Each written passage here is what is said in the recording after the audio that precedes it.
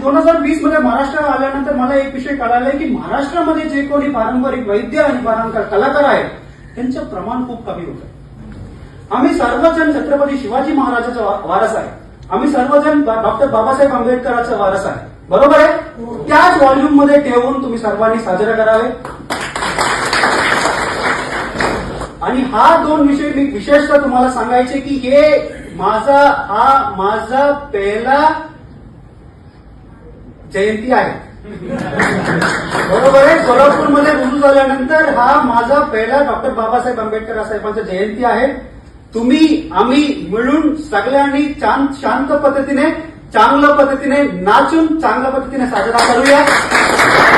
फक्त कृपया करून दोनच विनंती आहे सर्वांना की अनधिकृत पद्धतीने पुतळा तुम्ही लावू नका. एक आणि दुसरा साहेबांनी दिलेल्या सूचनाप्रमाणे व्हॉल्यूम कंट्रोल वगैरे ठेवून आंबेडकर जयंती आता मोठ्या प्रमाणामध्ये साजरा होत आहे आणि 14 तारखेला जे जयंती होणार आहे त्याच्यामध्ये ऑलरेडी आम्ही सांगितलंय की तुम्ही एक चांगला मुद्दा मांडणे की ते जयंती शांततेने व्हायला पाहिजे.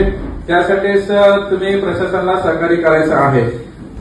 दुसरा मुद्दा आहे की काही अनधिकृत पुतळा जे बसवले आहे जिल्ह्यात करू नका. त्याची आता जयंती साजरा करताना तुम्ही पुतळा आणतात मंडप बसवतात त्याचं परमिशन आम्ही प्रॉपर सगळ्यांना विस्तार देऊ.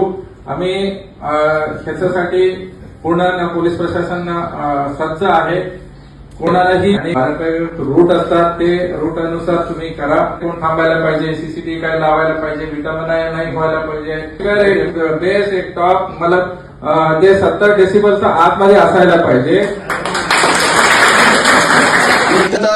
ज्याला आपण तुम्ही टॉप म्हणता तो टॉप सुद्धा म्हणजे 2 स्पीकरला परमिशन सरांनी दिलेली आहे. पण ती 2 स्पीकर कितीही मोठ्या आवाजात वाजवायचे नाही. तर 75 डेसिबल ही मर्यादा त्या मर्यादापर्यंतच वाजवायची. तर मर्यादेच्या पुढे गेला की त्याला आम्ही डॉल्बी आणि डीजेच मानणार आहोत. मग मर्यादेच्या आतमध्ये आपल्याला ठेवायचं आहे.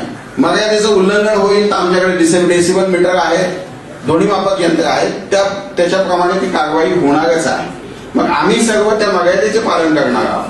म्हणून आपल्याला सर्वांना या ठिकाणी प्रतिनिधी डॉल्बी किंवा मोठ्या आवाजाच्या ध्वनी प्रणालीचा वापर करणार नाही.